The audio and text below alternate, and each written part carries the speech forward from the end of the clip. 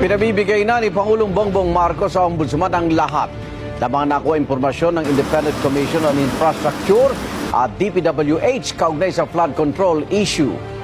Partikular ang mga aligasyon kina dating House Speaker Martin Romualdez at dating Congressman Saldico. Lahat ng nakuha nila na impormasyon ay ire-refer, ibibigay na sa Ombudsman para imbestigahan. Ito ay tungkol sa mga impormasyon ng dating Speaker Martin Romualdez at saka ni Saldico.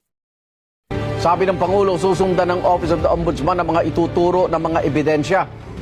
Kung may sapat na ebidensya, posible raw sampahan sina Romualdez at Saldico ng mga reklamong plunder, graft o indirect bribery. Sina Romualdez at Co ang tinuturong nasa likod ng questionabling insertions sa 2025 budget. Kumikbak din umano ang dalawa sa flood control projects. Nauna na itinanggi ni Romualdez ang mga aligasyon, si Co naman idiniin si Romualdez at ang Pangulo kaugnay sa insertions.